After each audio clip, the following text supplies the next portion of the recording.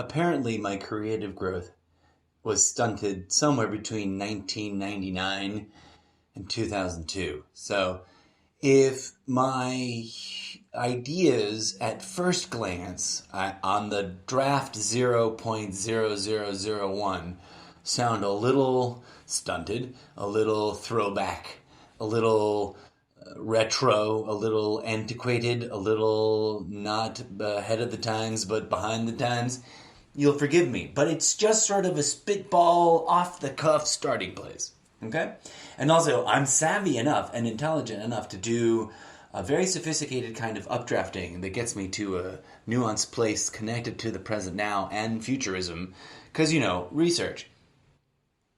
So, welcome to today's impromptu, I don't know what episode number it might end up being, episode of the incorrigible Mr. Zeppo's totally irrelevant movie reviews.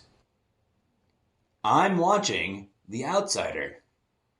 An American soldier imprisoned in post-war Japan enters the dark world of the Yakuza, adopting their way of life and repayment for his freedom. Thank you for joining the Robot Movie Show. So, there's a lot to be said about this movie. If you don't like slow or even medium-paced movies, skip this. If you need bang, bang, boom, bang, shabang, boom, blah, da, da, and sexy, boom, bang, stuff and things and lines and funny, ha ha, blah, blah, blah, if that's your pace of movie, you're not going to like this or any authentic, actual Japanese movie. I don't know where this lands. My guess is that this is a sophisticated mix of American and Japanese creator, artistic minds, and craftspersons involved, because it's got a very genuine look and feel and vibe and texture to it. Sometimes it looks like touch-up shots were done in more like, sunny Southern California in a warehouse kind of thing. But who knows? You never know, right? Also, everything being filmed in hyper mega deluxe quadruple HD double X FM too high def for your brain to even deal with. Sometimes the best things look like the cheapest things, and the cheapest things look like the best things, and it's all backwards and upside down and tipsy-topsy-turvy because it's so effing high def. But that's a rant for another episode. Like I was saying, there's a lot to comment on in this movie. But I'd like to open and then completely stop this recording for a hot second because I need to do a bunch of things before I even continue watching this movie. But I'm in the middle somewhere. I'm not really sure. But three big things come to mind right up front. And one is not a critique, more like an open-ended question and or opportunity. Don't steal it from me. This is my own note-taking for myself, creative, collaborative, help me write the things I can't remember that I wanted to write type of collaboration jam. I'm X many minutes into the movie, and I think if I was going to guess, if I was just going to throw a ballpark, I'm somewhere between, I don't know how disassociated my time scale reference perceptual flow meter is off today, but I'm somewhere between the end of Act 1 and or the middle of Act 2. And or possibly already at the end of Act 3, but didn't expect it to be that yet. And if I'm there, then this immediately first bullet point comment list thing on my list of things is the most urgent and the most I probably set myself up to fail. Also, tiny bit of misleading advertising, if not downright false advertising, in somebody's graphic design choice. Not for a trailer clip, but for there was a still image on the cyber streaming Netflix accounts of something I'm watching this on platform. And before you watch the action trailer, there was a picture, right? And in the picture, there's clearly one or multiple samurai swords. Now, I don't want to sound basic. I don't want to sound like I expected cliches. I'm a fan of samurai sword action, philosophy, movies, et al. The things related. Because it's challenging, because it cuts deeper than the gun problem, Because the gun problem is stupid and surface. And I've done tons of episodes talking about lots of different various aspects of my opinion on guns.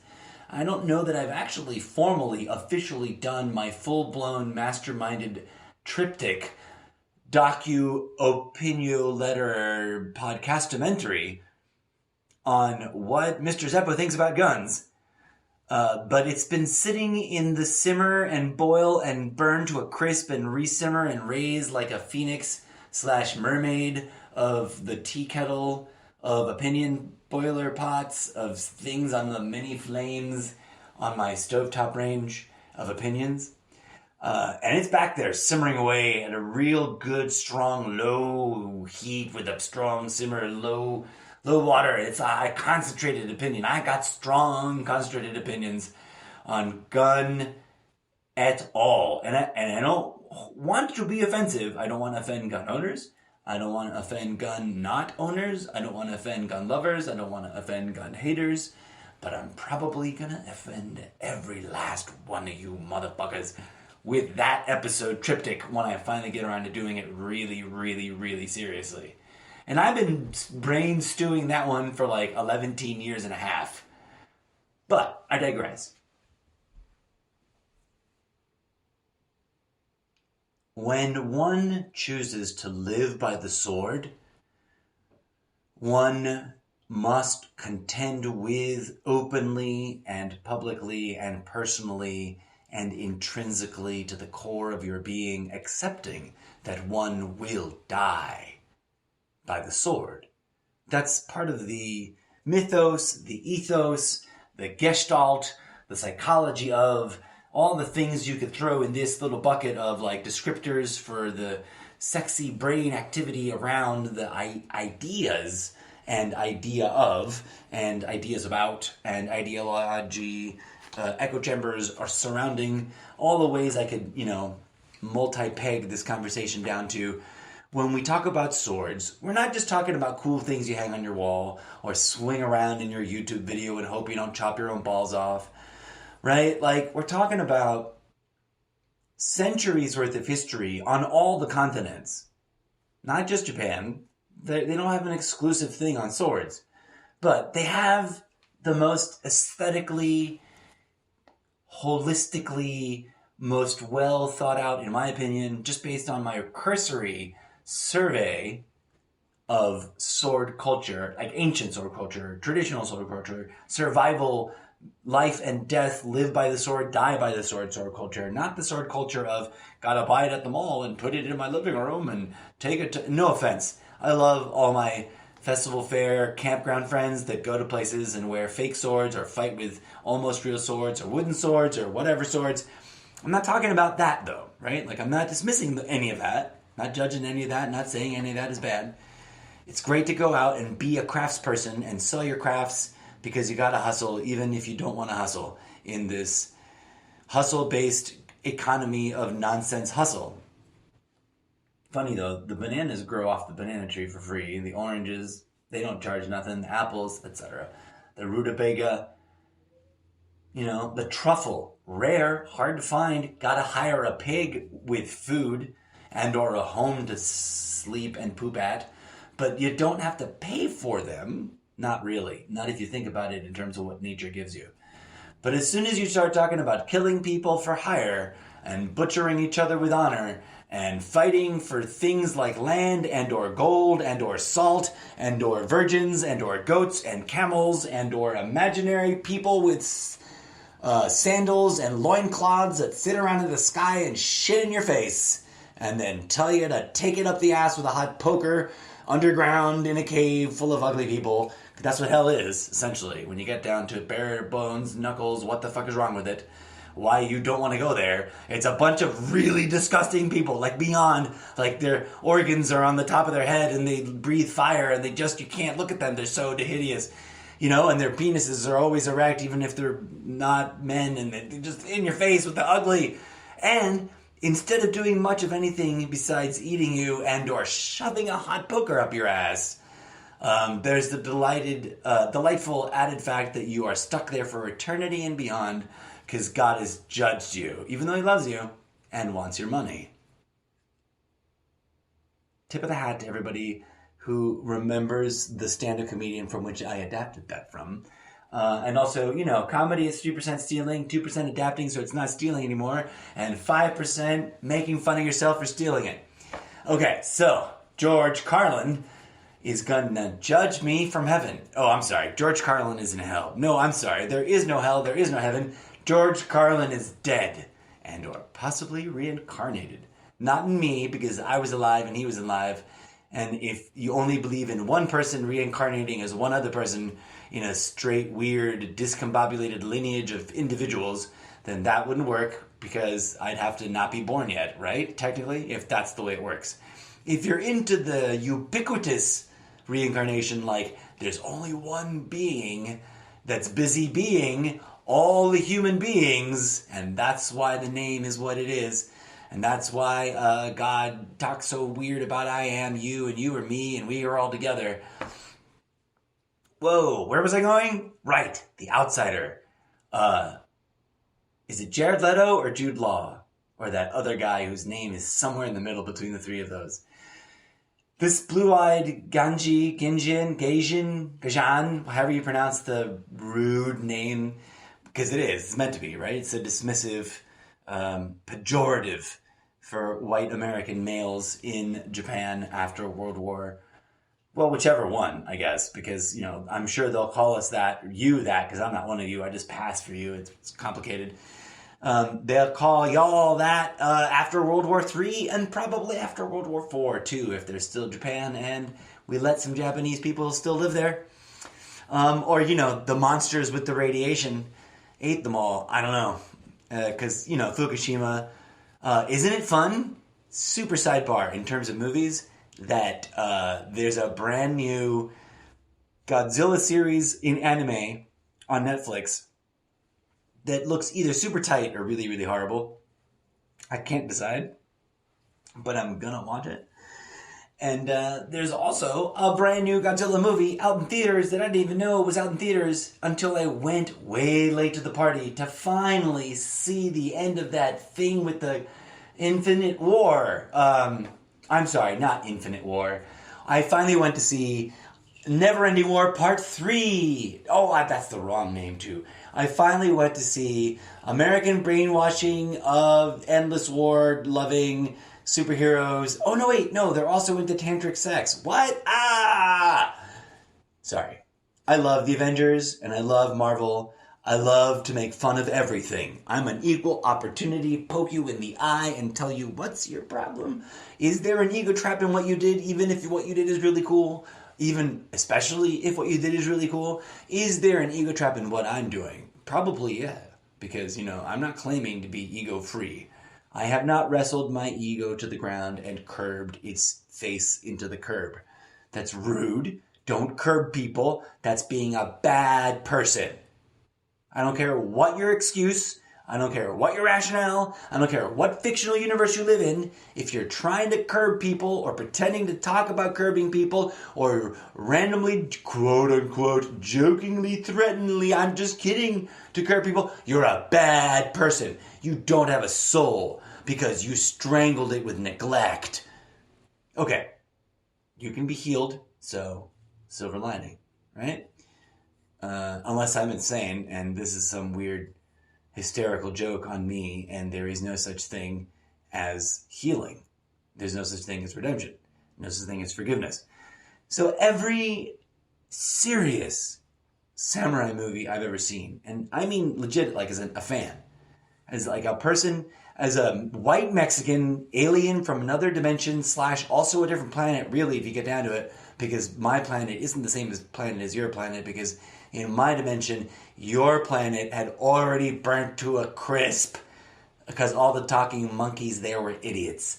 And our planet was sort of really close by, and we thought we would get in touch and be friends, but they were like, blue, blue, blue, don't war and kill you. And we were like, okay, never mind, we'll just pretend you're not there and let you forget we're here with this magic cloud of forgetfulness.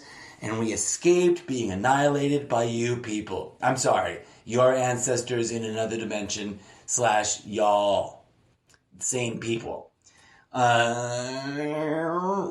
Okay, so as passport, green card holding, hazel-eyed, confused for Italian, South Dakotan, Texan, Italian, Siberian, Greco-Roman. Like, nobody knows where I'm from. I am from Mexico. Right? Like, what, I'm as Gasian as Jared Leto here. But, what's my point? Oh, this movie. Deep, ponderous. Not super duper deluxe, amazing, over the top, slow, in a rich, creamy American cinema kind of way, like Meet Joe Black. And definitely not like suspenseful, but still too super deluxe, slow, panning through every detail of every nuance of the scene and the environment of like, you know, old school Japanese films.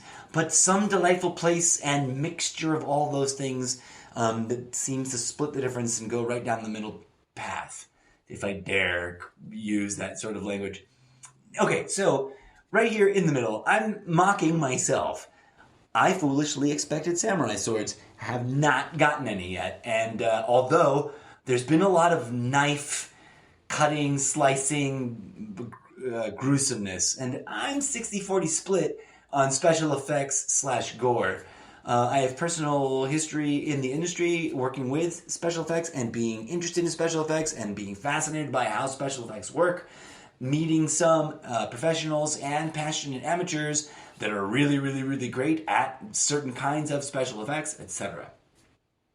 So I have a weird, complicated, slightly loaded, but not in the direction most people might assume, opinion about the use of, vis-a-vis, what kind of conscious intent are you bringing to it, special effects around really visceral gore that's disgusting and makes you want to puke, because that's what it would really look like to butcher someone, right? And it's like, ugh.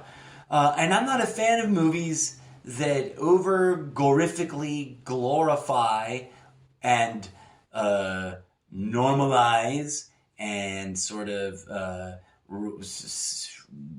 eroticize gore and violence of gore, gory violence. But sometimes if a story is very hard, it's a very hardcore story, you can't escape it. And to be blunt, life consumes life. And what prompted me to flick on the device here and hit device record prompty thing, whatever the words there are supposed to be there, edit all that out, was this. What I was inspired by was a sort of welling up of a kind of maybe collective, that's not the word. What's the word I'm looking for? When something sort of builds over time, over many exposures. I am interested. I wouldn't dare call myself like an anime fan. I wouldn't go that far. But I am, generally speaking, interested in movies from abroad and movies from Japan in particular, animated or otherwise. And I love samurai sword culture, samurai sword fighting, etc. And so in the mix of all of that, in the confluence of all of that, there are some movies that are just grotesque purely for the thrill and sheer titillation of being grotesque. And there are movies that are hard to watch because they show a really great approximation of some sad, disgusting, nauseating truth. And that is what it is to be willing to watch a person die up close after you let loose their life blood. The reason I can tolerate to some degree and respect genuine, serious blade culture, knife culture, what you might call, sword culture. And mind you, there's toxic abuse of all of that, right? Because any tool that can render the ending of a human being's life is in and of itself, whether the admirers and lovers and addicts want to acknowledge it or not, it is in and of itself inherently an ego trap. Yes, It can be virtuously wielded to defend both life, liberty, justice, truth, all those things. But you are simultaneously engaging in the act of letting loose the life essence and watching someone die. Because you have to. Except for the decapitation, even that's a bit of a process. Things still unfold after the head pops off. But all other forms of knife injury cause a visceral carnage that renders both people intimately bound in their mutual or not mutual demise. And I, not having killed anyone, honest to God, not having ever really wanted to, not ever having felt that level of rage, honestly have never, ever, ever having felt the need to blasphemously, may I point out, for those of you who take that sort of wording seriously, and irresponsibly and traumatically and sort of just foolishly ever threatened anyone in a mortal way. I don't even want to say what sort of typical boilerplate language may be used there, because I don't want to have that extrapolated into some deep fake bullshit about me, threatening someone's life. I would never have, never will. Those of you who know that reference, that goes way back. You're time travelers, if you know where that comes from. Never had it, never will. And I'm not... Some people might listen to that and go, oh, that's racist, man. And no, I'm not trying to be racist. I was trying to emulate the sound of that actual audio clip. I wish I had it. Boom. Boom. That's the wrong noise. It's more like...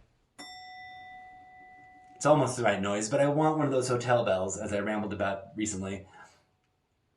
What was I talking about? Oh, yeah. I need to dig up that audio clip. I know exactly the right keywords that if it's on the internet, it should drudge it up. And then I will record that audio so that it isn't me sounding like I'm maybe trying to sound like I'm using a race-y, race-insensitive voice. It's not. It's just that particular piece of consumerist advertising propaganda was filmed using an ethnocentric theme, consciously, on purpose, and, a very ethnic actor. With a very deep, rich, sexy, sumptuous voice. Anyways, it's funny sounding too. And there's no ism about that. I'm just saying it's good comedy.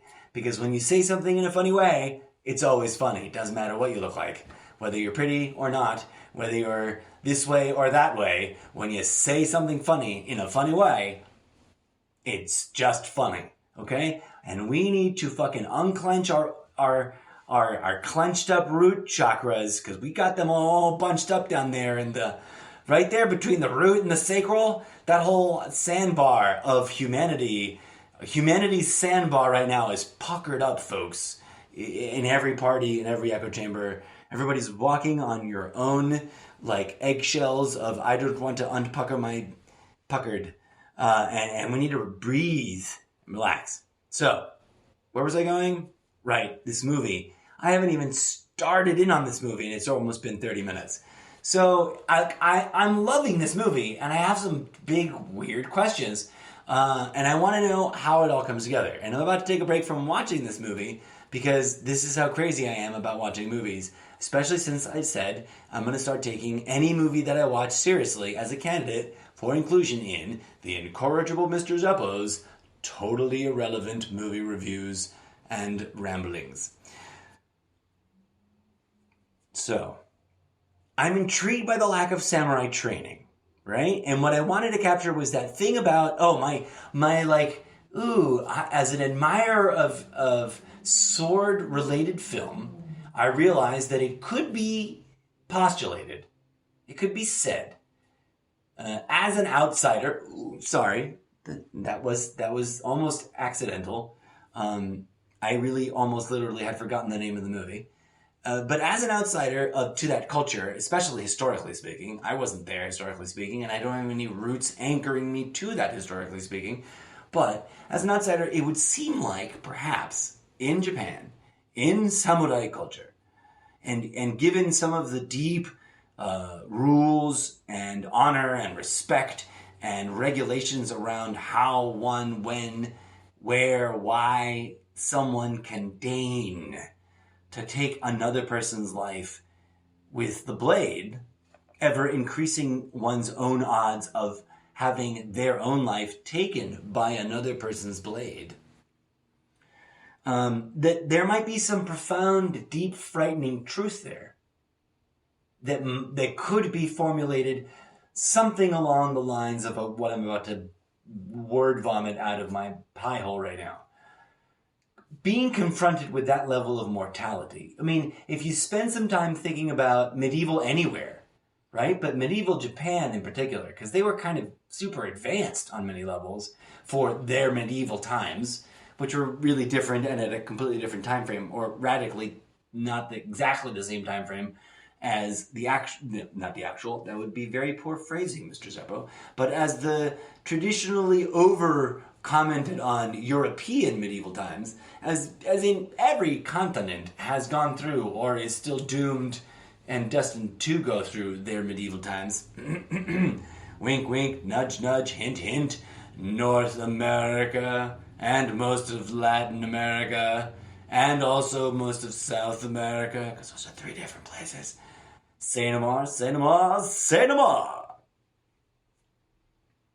Medieval times, dark ages, dark times, dying by the bludgeoning of each other's skulls because might makes right and a gold shitter hasn't been invented quite yet to appease all that pent-up gold shitting anger. We butcher each other, and we made up rules about butchering each other. And the thing about it back then was that if you could run away fast enough, no matter what shit talk you got, you weren't dead. With guns, not so much, my friends.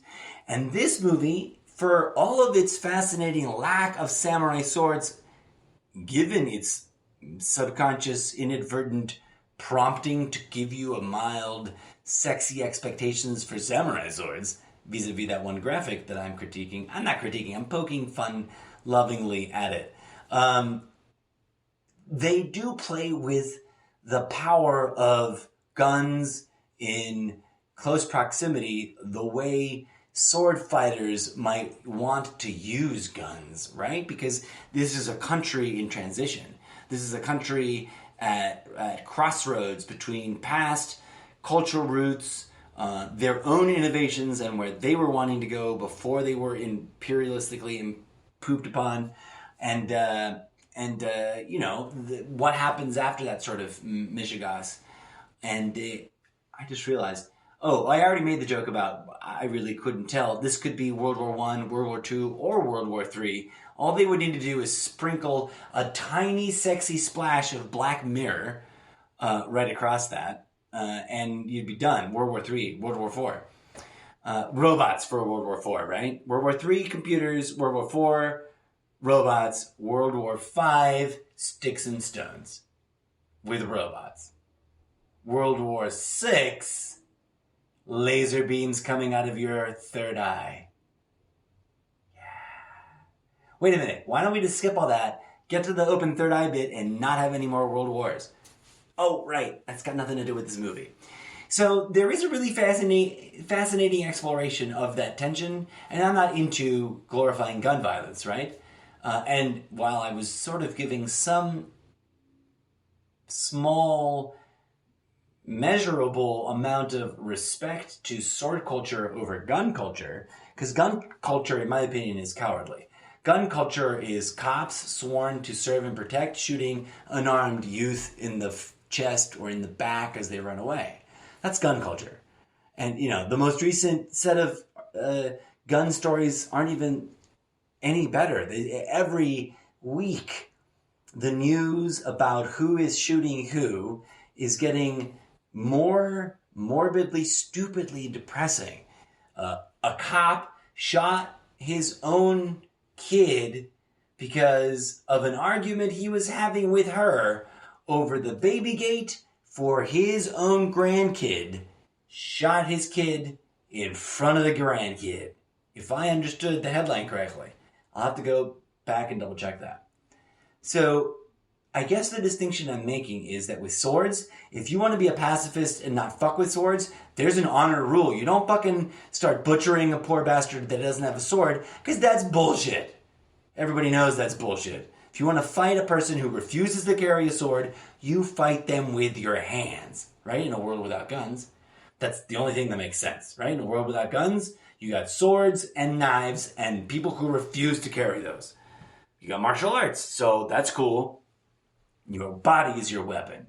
And in a system of honor, in a place, in a world, in a society, in a culture, in a echo chamber paradigm of pretending to follow the rules in order to protect the dignity and the freedom and the grace and the blah, blah, blah, blah, blah, all the things we think we believe about life and what we're fighting over, what we're fighting each other about. In theory, in a world without guns, those values about the sword would be more tangible, more permanent, because the sword doesn't change. I mean, maybe its design evolves a little over time. You try longer ones, heavier ones, bigger ones, smaller ones, whatever. But it doesn't go flying through the air unless you're talking about arrows, and that's a whole other thing. But let's not get sidetracked by that. You know, it doesn't blow open your fucking skull without a lot of effort and momentum and in really close proximity of each other. So you know you're trying to decapitate one another, essentially. There's no surprise. Well, there is a surprise attack about it. You can be surprised with the sword. Absolutely. You can walk around a corner right into a sword and you can clean off. But it's not from yards and yards away. It isn't a sniper, silencer, 50 cal howitzer on a fucking Boeing Supermax drone, right? That can like make a crater in your garage the size of the Moonlander while cruising at invisible altitudes near exo-atmospheric levels because, you know, it's a fucking drone. It's got nothing in there but the gun, 3 shells, and the computers need to fly it, right? Like, swords are simpler than that. Guns, whole other order of bullshit. Complexity, betrayal, accident, misadventure, foul play, and tragedy. Now, swords, mind you, are well documented as being exceptionally tragic, brutally grotesque, horribly efficient, and also brutally, gnarlyly, like, lousy tools. And by lousy, I mean you can fuck a motherfucker up and still let him not die. At butchering each other. And they, at least though, they aren't billed as entertainment. They aren't pretended to be anything other than a simple tool of death. Although it is only one moving part, it is a moving part, so they qualify as a machine of death. They arguably, like the perfection of the sword as represented by the samurai, its design is really beautiful and elegant and exceptionally practical. And did I mention elegant? Mind you, there's a lot of great swords out there. I was once a really sort of slippery slope. I want to be a big sword nerd. And then I like crawled out of that. Because I was like, nah, it means I really want to chop people's heads off. And do I really want to chop people's heads off? I mean, yeah, in self-defense, sure. It's better than a gun. But still, it's not really better than a gun. And also, that movie explores, you know, that era, that time when truly the sudden absence of one tool, it being replaced by another, makes for really interesting narrative opportunities, storytelling opportunities that aren't just about, I'm going to kill you because you killed, and you know, we can always reduce a movie where people shoot each other about that. And arguably that all, unfortunately, no matter how artistic, no matter how well written, no matter how interesting and probing and dark and full of gestalt and philosophical questions, no matter how artistically rendered, if, a bunch of people kill each other and then nothing happens at the end besides they all die and more people want to kill other people, then it really has to be chucked in the bucket of, well, no matter what the intent was, that just falls into the category of war profiteering, gun-loving, addiction, brainwashing. And am I throwing that at this movie? Absolutely not.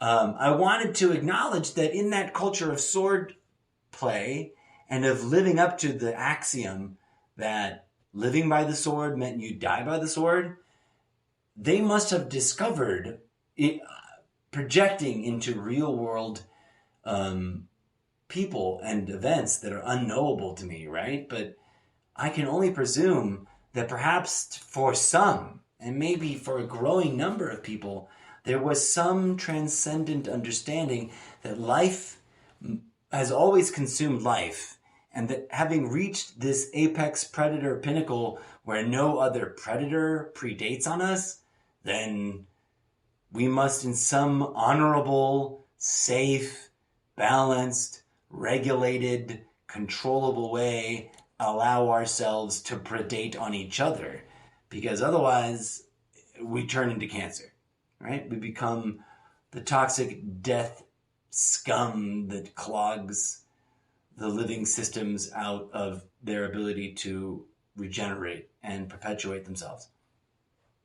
And there's a deep, profound, scary, frightening thing that might possibly be really true.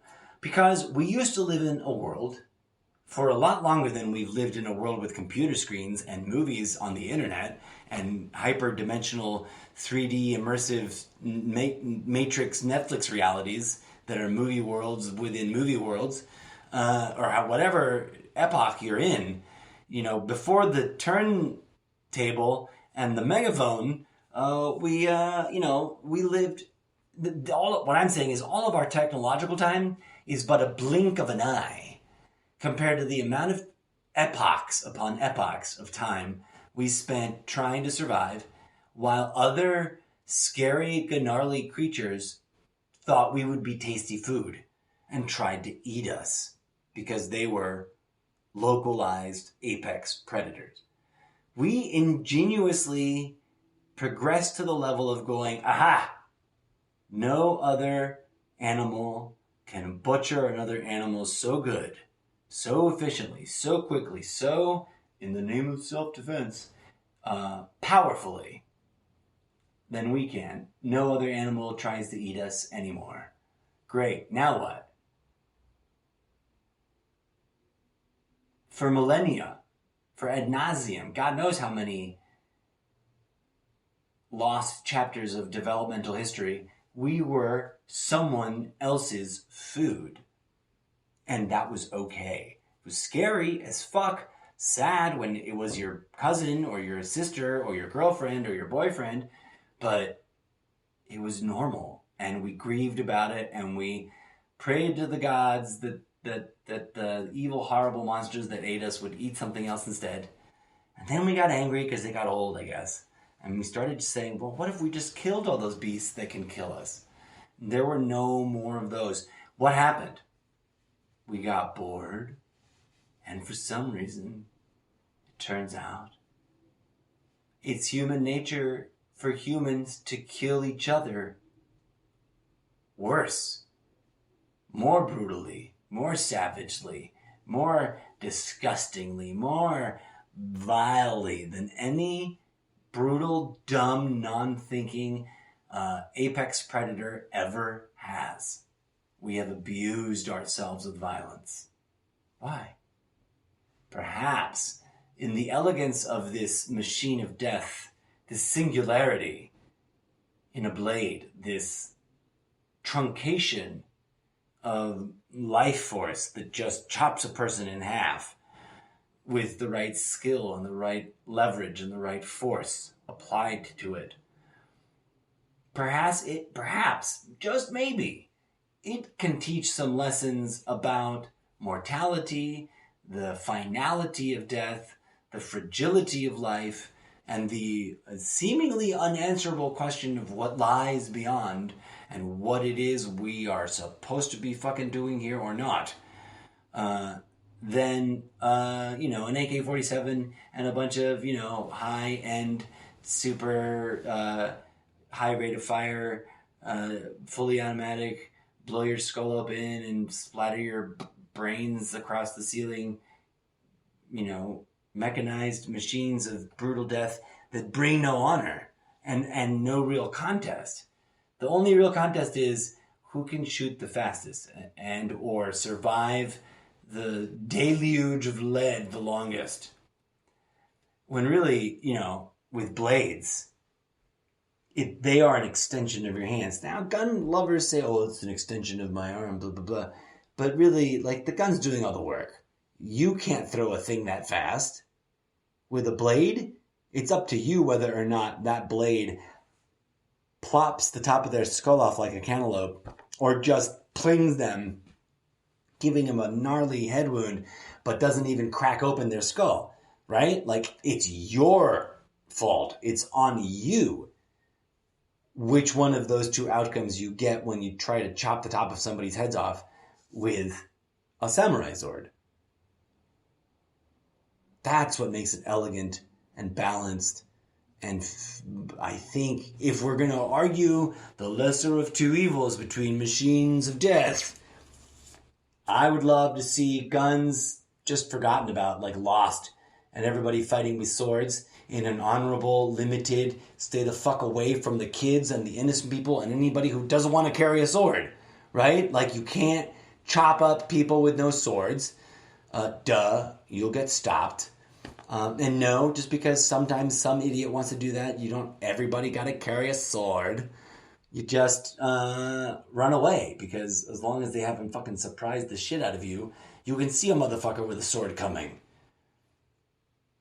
Anyways, I've got a bunch of other things I want to talk about with this movie, but I'm already at about 45 minutes, which is supposed to be last year's limit, and this year I'm supposed to be truncating everything down to under 30, and I have been blowing right past that.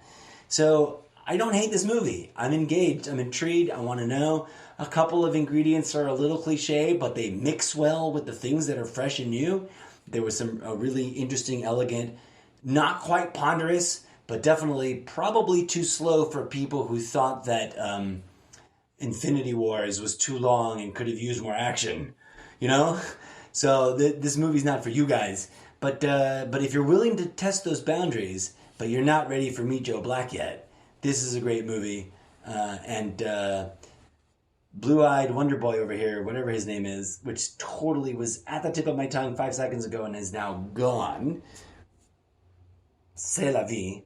Jared Leto, is it? Or is it the other guy who looks like Jared Leto, but name is sort of the same but different? I'm not being rude. I honestly just had a brain fart.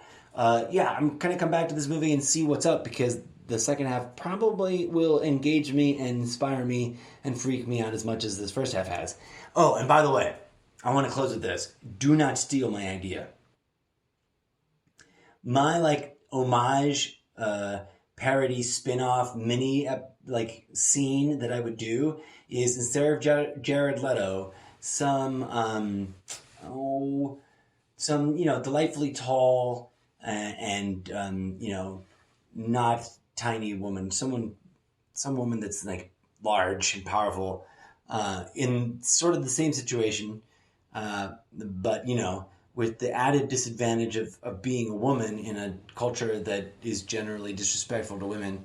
And maybe you slowly, ultimately find out that it's a very, very, very dystopian post-World War III or World War IV, high tech, but the tech is closeted away because only the elite have any technology, and anybody under that only aspire to dream about technology and live in very sort of 1950s kind of settings.